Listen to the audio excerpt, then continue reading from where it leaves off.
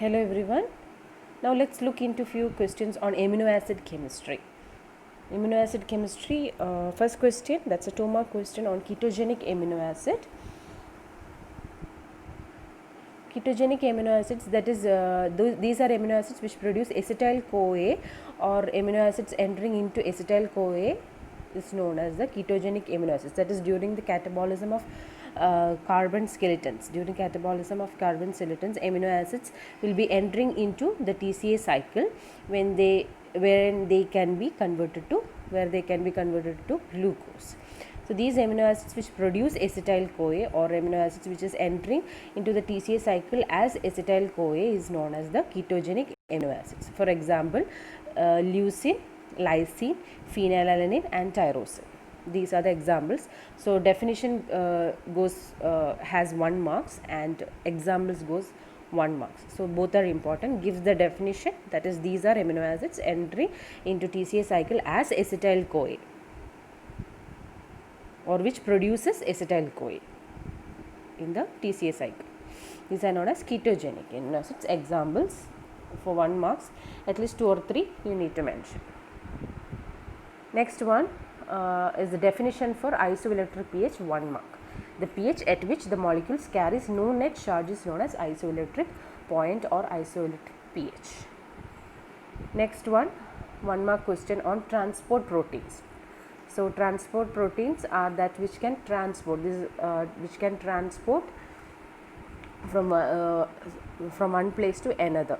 So, transport certain products from one place to another.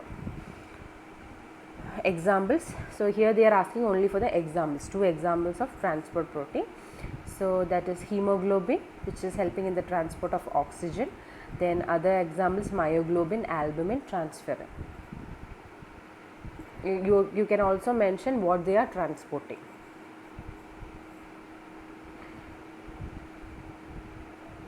Functional classification of proteins. Next one is functional classification of proteins for 2 marks.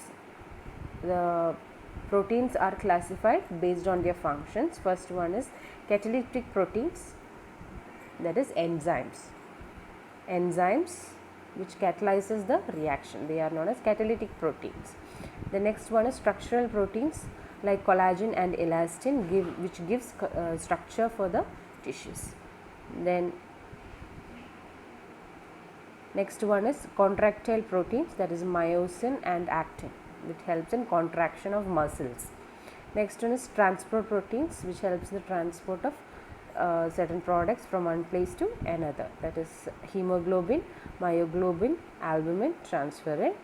Next one is regulatory proteins like hormones, ACTH, insulin, growth hormones. Then next one is genetic proteins like histones. Then protective proteins, that is helping in immunity, immunoglobulin, interferons and clotting factors.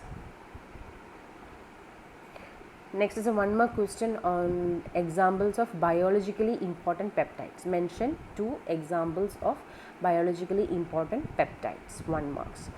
First one is thyrotrophin releasing hormones, TRH, then glutathione, oxytocin and vasopressin, then angiotensin 1, gramicidin S. So at least 2 is enough, any of these 2 is enough. Next is 3 marks question on denaturation of protein. So first you need to explain what is denaturation process.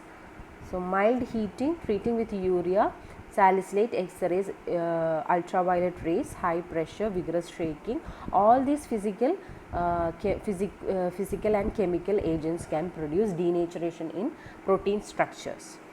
There will be non-specific alteration in the secondary, tertiary and the quaternary structure of the proteins, and the primary structure is not altered during denaturations.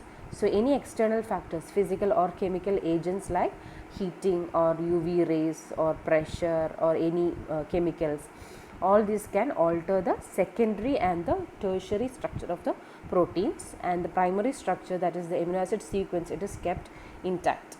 That is not been altered by the denaturation process. In general, during the process, the solubility is decreased while precipitating of this protein is increased. It often causes the loss of the biological activity.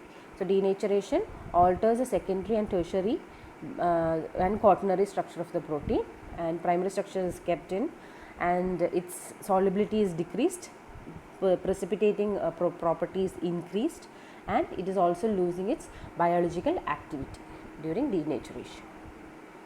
Denatured proteins are sometimes renatured when the physical agent is removed.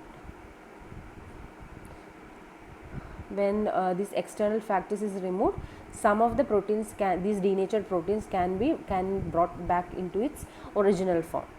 For example, ribonuclease is a good example for such reversible denaturations, but many proteins undergoes irreversible denaturation. For example, albumin cannot be renatured by removing the physical agents.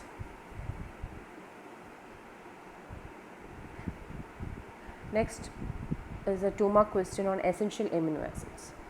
So, first you can give the definition of essential amino acid, and you need to mention all the essential amino acids, which are the essential amino acids. The amino acid may further be classified according to the essential nature for growth. So, essential amino acids are amino acids which is required, this is essential for growth, and this is not synthesized in human beings. It has to be taken in our food. For the normal growth, these amino acids are required, but these amino acids are not synthesized in our body, therefore it has to be provided along with the diet. The amino acids may further be classified according to the essential nature for growth. So, examples are isoleucine, leucine, threonine, lysine, methionine, phenylalanine, tryptophan and valine are essential amino acids. Their carbon skeletons cannot be synthesized by human beings, and so performed amino acids are to be taken in the food for the normal growth. So, examples, you can use your own codes. However you are comfortable, you use your own codes and try to remember the amino acids name.